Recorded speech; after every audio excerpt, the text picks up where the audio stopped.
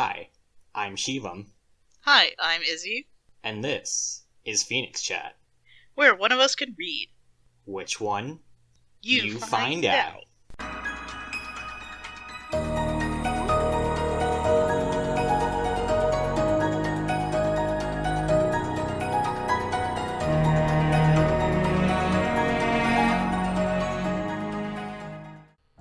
Hi, and welcome back to another episode of PhoenixChat. So this one is a real big episode because this episode we're going to be talking about the boss fight of the Soliana arc. So last time, after the party came back in time to prevent their sudden unfortunate deaths, they completed one of their tasks by getting the necklaces back from the dragons, and as they got the necklaces back and proved to the dragons that the necklaces were cursed, one of the dragons, Valthana, said to you, "Hey, I'm putting a bounty down on Thomas the Elegant right the fuck now. You guys should go out and kill him." And Juliet did a stupid and then got immediately knocked out by Buck. It's fine. But the rest of the party showed up with the warrant. And you guys managed to kill Thomas, but then Thomas turned into a horrible necrotic goop monster. As you guys realized, we should do something about that, huh? You guys managed to defeat Thomas, though. And as everyone is now stabilized, we immediately start off with, I believe Juliet just immediately called Cass. Or no, not Cass, you called the dragons, and I believe your exact words were, you started screaming into the mic, fucking send all the medics you can, everyone's fucking dying out here, I'm fucking bleeding out right now. Oh my god. Yeah, probably. Yeah. And so, the dragons appropriately, freak out, but, Essen just immediately, holy shit, Juliet, stop being so panic-inducing, as Essen explains, yeah, we're taking down Thomas, but, we could use, a good bit of healing before we go into this next fight, please. I'm dramatic, okay? Mm-hmm. Especially, I was dying, okay? Boondock is also back up, as you guys harassed Boondock with the spare the dying, then just all started, slapping him while they were unconscious, before Juliet decides, wait, what if I just, heal him, because they do actually have some healing, and brings Boondock back up. But I healed him through a slap. Yeah, exactly. Oh, God. But Boondock is also now up, and as Boondock's walking around, in the background, Boondock just gives a toothy grin and is now missing a tooth. And so I didn't say for Boondock's player that they were missing a tooth. They just decided Boondock is missing a tooth from being knocked out in that fight. And so they decided hold on, let me roll a D32. And try to figure out which tooth got knocked out, and they fucking rolled after they found a diagram numbering all the teeth as they counted it out and realized, oh fuck, I knocked out one of my front teeth there. So Boondock is now missing one of their front teeth of their own accord. It'd be that man. Sometimes. Yeah. But if you want to explain this next part as Buck starts to come to with all that healing.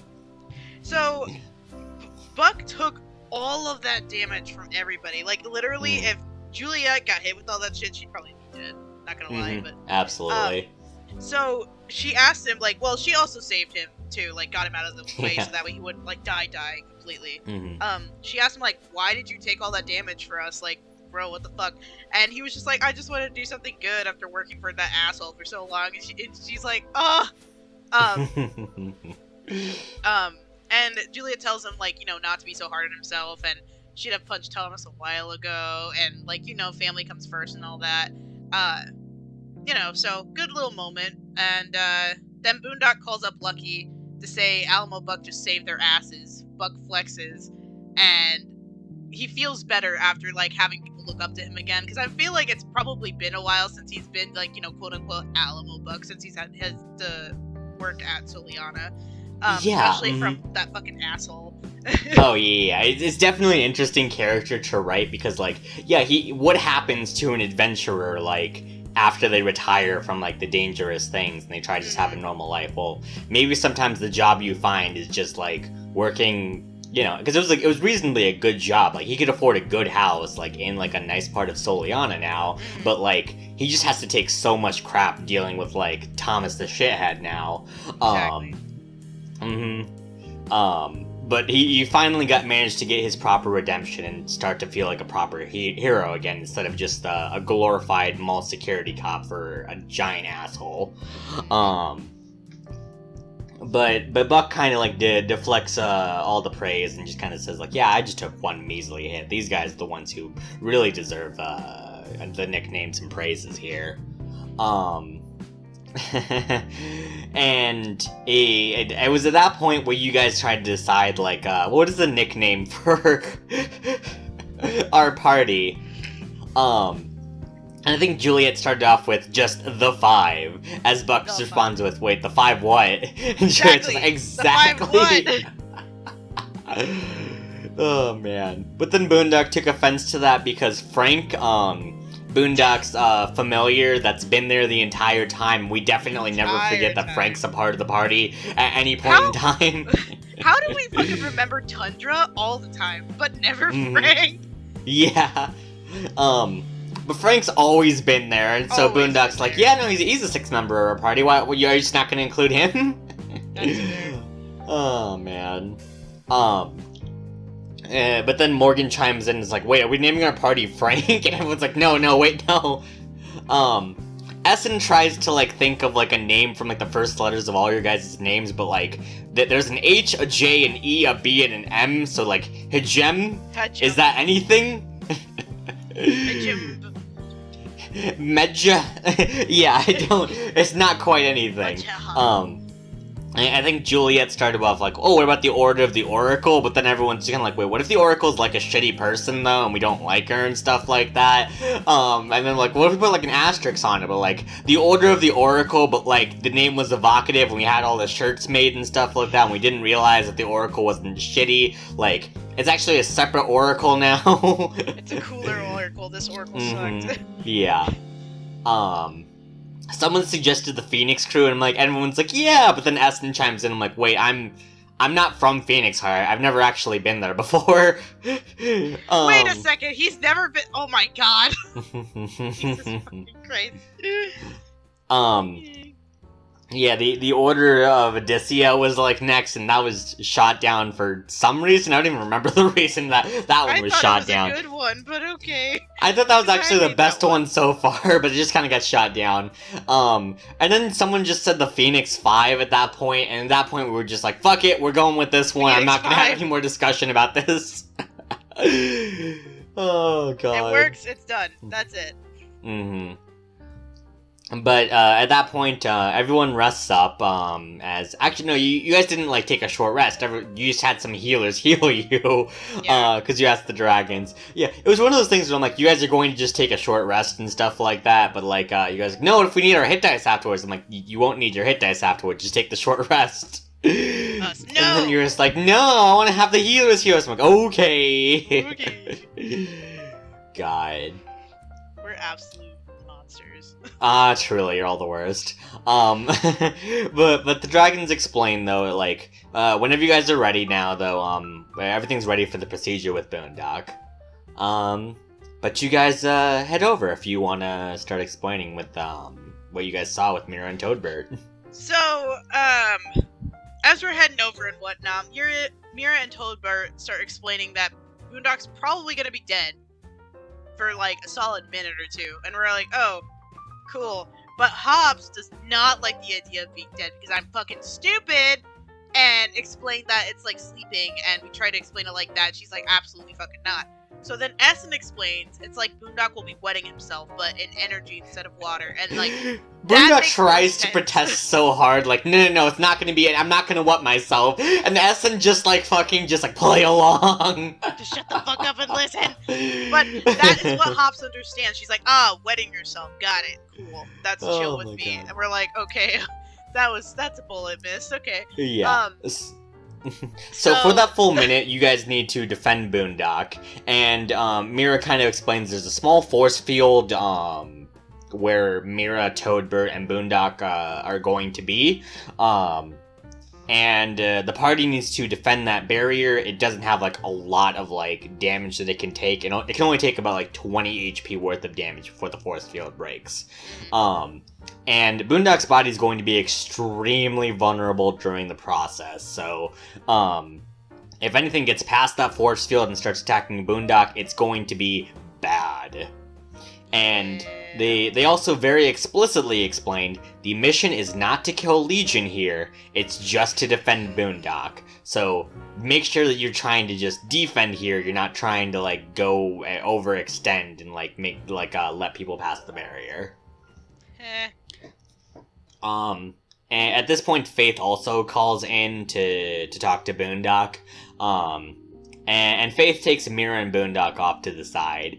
And this was just something that I just told Boondock's player, but I basically explained to Boondock's player that Faith doesn't exactly know what's going to happen, but she does have a small backup plan for if shit goes real bad. So, there's a spell in D&D called Revivify, and basically what it does is you sacrifice a diamond worth 300 gold, and you can bring someone back from the dead as long as they've only been dead for less than a minute. And so it can bring Mira can cast that spell to bring someone back to life, but it doesn't restore missing body parts. So if Legion knows you guys have it, she can just like do something about it, because like if you know, if your head's gone, like, you cannot be brought back by Revivify.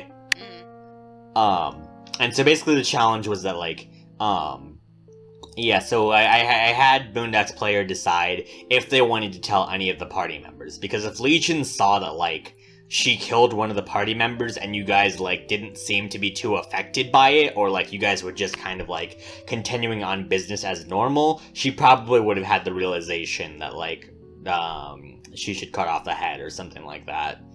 So Boondock decides to tell only Essen about this, just to make sure that like Essen could kind of like keep a level head, and like because the last time, you know, the horrible TPK happened, Essen kind of lost it a little bit. Yeah. Oops. But after telling just Essen about this like very small backup plan, everything was now ready, and Boondock decided to lie down on the table before saying if shit goes wrong, Morgan's in charge, and if shit really goes wrong, then Essen's in charge. Juliet also offended. Yeah. Oh, it was also one tiny thing. Also during that conversation with Faith, Faith also asked if Boondock wanted some extra guards outside the building, and like the way this encounter worked is that like if you guys actually managed to successfully defend for 10 rounds, Boondock was just going to go up. But during that time, so if there was some guards posted outside the building, they would buy you guys some extra time, and you guys would have had to defend for a little bit less time. But Legion's effectively, you know, trying to kill them. So yeah, Boondock says like he doesn't want that extra time at the cost of other people's lives. But so the party decides to start up the process, and it's eerily quiet before the party suddenly hears the click click click of heels up the stairs. As you guys all know, the Legion's approaching. Sounds if you want like to explain this bitch. next part. Oh man. So we see Legion come in, and she's like, hey, what you guys doing? Like, just casual. And Juliet, you know, of course, fuck you. Fuck you, man.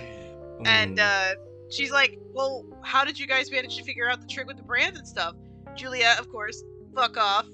But fucking Hops asks if she's past Legion, future Legion, or now Legion, confusing the fuck out of Legion. And she's like, what? And fucking Hops says, we're now in the past, but it was in the future, and that was like it was about revenge last time. And then, so fucking Legion now knows about time travel because Hops just fucking explained it to her, because Legion did not tell us anything about revenge until the ball fight. But the ball fight didn't happen yet! Yeah, so the point of this conversation with Legion was, like, if you guys could remain calm and just, like, try and, like, keep Legion on the hook, you guys could have bought a little bit more time and stuff like that, but because, like, Legion got all the information she wanted to because her main question was just, like, how did you guys figure it out? And, like, Hops kind of explained it real quickly, like, within, like, a minute, Hops explained just, like, oh, yeah, time travel, and so I was just kind of like, well, I guess in-game that would only be, like, basically no time at all then, Cries. As Legion just like, well, I guess I know all the information I need to know, I guess we'll just get right down to it. Oh, man. C'est la vie. C'est la vie. Yeah, the fight started though, Legion summoned some minions to attack you guys, and you guys started valiantly defending. As that was happening, though, and the first round ended, it shifted over to Boondock's turn, who was last in the initiative order, as Boondock suddenly wakes up in front of a river. Yeah.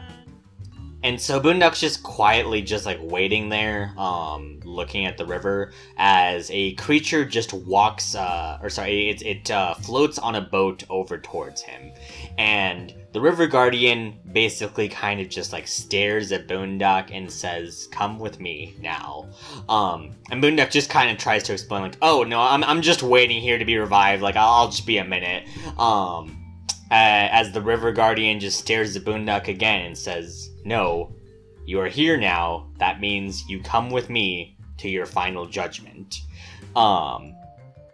As Boondock just kind of explains, just like, I really don't think I want to come. I really don't think I want to go with you. As the River Guardian then pulls out a scythe and says, there isn't a choice here. You either come with me by your choice, or I'm dragging you across the river. As Boondock also pulls out their Guntar and has to 1v1 the fucking River Guardian. Yeah, so a couple more rounds of combat continue, and, like, the River Guardian is actually pretty tough and kind of scary. It's really starting to cut down on Boondock, because anytime Boondock attacks and hits the River Guardian can take a reaction to make an attack back against Boondock, so, like, Boondock's health is just being, like, quickly cut down. And it's very clear, like, Boondock is going to lose this fight. And as, like, the River Guardian lands, like, just a mighty blow on Boondock and fucking, like, knocks him back, about to strike, the final blow, Boondock suddenly hears just, like, a fucking real loud yee fucking haw, as a satyr about the same size as Boondock, with a vicious grin on his face, leaps up into the air behind the River Guardian, takes an axe, and brings it down onto the River Guardian's back. And as it fucking, like, bashes the River Guardian, it just, like, shoves it aside to offer, Boondock a hand up, as Boondock suddenly sees his father, Bo Boondock, standing in front of him. As Bo just kind of looks at him with just a real cocky fucking grin, as he just says, like, hey, mind if I help you out with this fight, kid? As Boondock again is just completely, like, shell-shocked and just lets out a meek, like, yeah, okay. Poor Boondock. He's just chilling there in purgatory, and all of a sudden, hey, Dad, oh my god! Hi, Dad! Yeah, but, Bo lets out a bit of a smile, and heals Boondock just a little bit by kind of twanging the makeshift axe. That's also, like, kind of a guitar, because he tried to, like, string it up like a guitar. And as he, like, lets out, like, a vicious smile, Bo is now, in the turn order and helping out Boondock. But let's go ahead and cut back to the real world, as the rest of the party is trying to fight back against Legion. If you want to explain. So, Boondock and Essen made a specific plan for all of them to do to fight Legion, because if everybody did it, it would work. And guess what? It worked! Juliet actually fought like a rogue, like hit and dodge.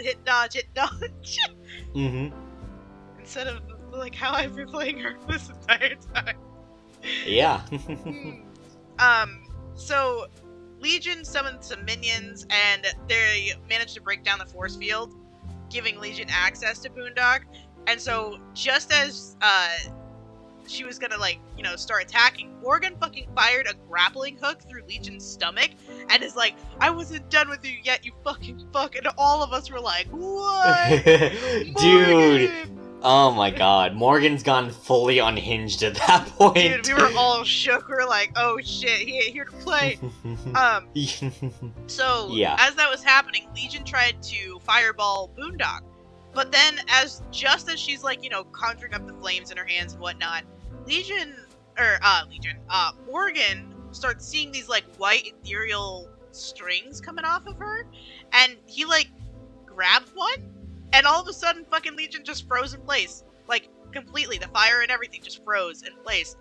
And we were like, what the fuck? And Juliet immediately went to attack because, oh my gosh, I can decapitate her right here now. And everyone's like, you fucking idiot, no! Oh my god. But yeah, no, Morgan now has a new ability from going back in time, as he can now kind of seize the soul strings and can now apparently freeze people in place. But as Legion's kind of frozen, you guys are just kind of taking down the minions, as you kind of realize as long as we don't attack Legion, we can maybe just wait for Boondock to get back up. But we'll cut back over to the spirit world as Boondock and Bo are now tag teaming against the River Guardian. Bo gives Boondock just a bit of bardic inspiration, as that's all Boondock now needs to crack the River Guardian upside the head and send it with a splash into the river, as the two of them now defeated the River Guardian. And as they do, just Bo just with another big goofy grin just wraps Boondock up in a hug, as he just says how cool it was that Boondock was able to do that, and he had no idea that the Devil's Hand was even capable of such power, and that Boondock was really just doing some crazy new tricks with it.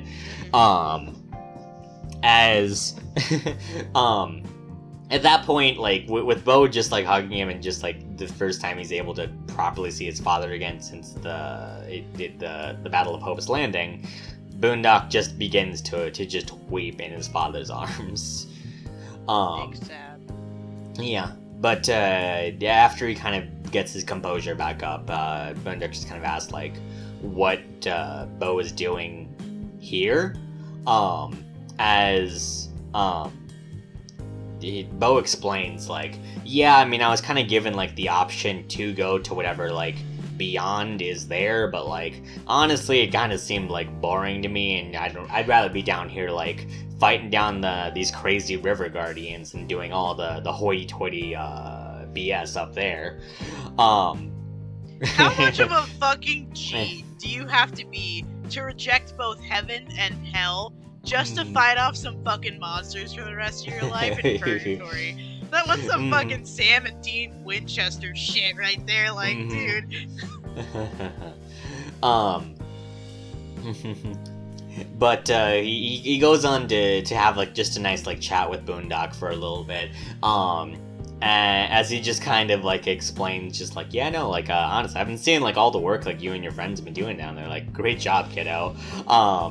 And then Boondock just kind of laughs and smiles before Bo gives another real wicked look in his eyes, as he says yeah, I mean, I saw everything, as Bo then says, so dating a bronze dragon, huh? As Boondock just turns bright red, and Bo just lets out the biggest belly laugh. Man. Oh man.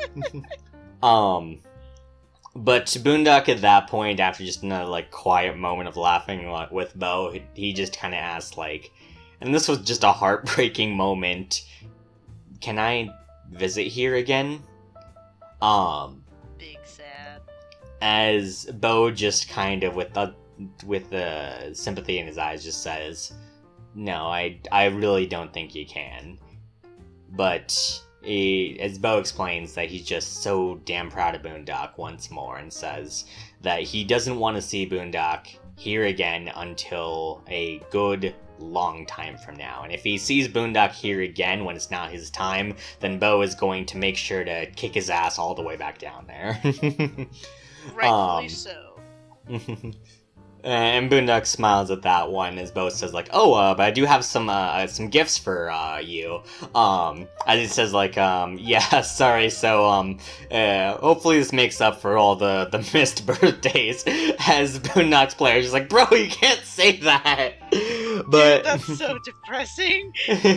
As Bo hands Boondock this set of armor, as he explains, like, yeah, I kind of made this armor myself, and he kind of explains, like, yeah, I cut it off from all, like, the River Guardians and stuff like that I found, kind of cobbled it together into a proper armor set. But just so you know, if you put the armor on, it's basically going to fuse to your body, and you're basically going to be wearing the armor permanently. As Boondock just immediately puts it on and says, that's alright, I wasn't never going to take it off anyways. Oh my God. And he also then explains, like, I also, made a necklace to give to your ma, as he takes out just a necklace made of, like, just teeth and, like, strings and stuff like that. It's just, like, this, like, hideous-looking necklace, but, like, Bo just, like, hands it to Boondock with the most amount of pride in his voice. You were hard for like, that yeah, shit, and man. this next part's going to be pretty weird, but just, like, this is the only way you can bring things back from this world into the real world, is you're gonna have to put the necklace in your mouth. As Boondock looks up at him with just a confused look before popping the necklace in his cheek. As the door opens up behind him, and as Bo says, like, well, looks like you'd be heading back to your friends now. As he just says, like, alright, as Boondock just says, like, I missed you, Dad, and gives Bo one last hug before heading back to the real world. And as Boondock takes the doorway back to the real world, he wakes up in the real space, and as soon as he does, he sees a frozen Legion just, like, about to cast a fireball at him, as well as the entire party just kind of, like, standing around Legion. As he does, he just immediately pulls out the gun tower before the party panics and explains, like, okay, hold on. If you attack Legion, she's going to, like, unfreeze and stuff like that, so let's come up with a plan here. If you want to explain what your guys' plan was after Boondock is now brand free. So, I think at first we moved everybody back behind Legion, so that way when Morgan let go, nobody would get hurt, because that's smart. I think we tied her down. Like, we tied something down to her so she couldn't escape or, like, do anything. I think you tried to, but, like, I told you guys, like, if you tried to, like, tie her up, then, like, she would unfreeze because she's interacting with you guys then. Right. So, I think we're like, alright, let's just get ready to fucking curb stomp her as soon as Morgan lets go. So Morgan lets go, the fireball is released, like, that entire room is now fucking destroyed, and Legion's like, what the fuck? And we just start beating the absolute shit out of her. And I think first thing was, like, fucking, Boondock, like, El Kabonged her to knock her down, and then the rest of you guys just immediately start kicking the shit out of her. Well, I mean, she fucking killed us. I mean, I think it's goddamn worth it. So, finally, Legion dies, quote-unquote, dies. But her soul leaves her body, and it looks, like, so pitiful and defeated, and she's, like, and it's, like, panicking because she actually lost. Turns into, like, a wraith form kind of thing and flies out the window. And I'm like, I'm so ready to track her fucking soul down until the ends of the fucking earth because I can see them. I was so ready. And everyone's like, Juliet, chill. What the fuck are you looking at? And she's screaming out the window. Didn't you say you wanted to fucking, didn't you say, like, can I just, like, leap out of the window after some shit? And you're like, no! And I'm like, god damn it. I didn't say no, I said you can sure try to leap out the window. Yeah, that you can sure try means better not fucking do it. But you guys actually just kind of catch your breath for a second as you realize y'all won. For once. Mm-hmm. Yay. Yeah. There was actually one last heartwarming moment that I wanted to get to as Boondock spits out the necklace into their hand as, I think didn't Juliet just stride up to Boondock and just kind of say, like, so you're welcome, like, I guess, like, I'm not, like, the fool you make me out to be, and like, Juliet just kind of, like, looks as she says, like, now I expect, like, a thank you for saving your life, as Boondock actually, just, like, with a big, like, grin on his face, actually says, truly and honestly, thank you, Juliet, and thank you, everyone.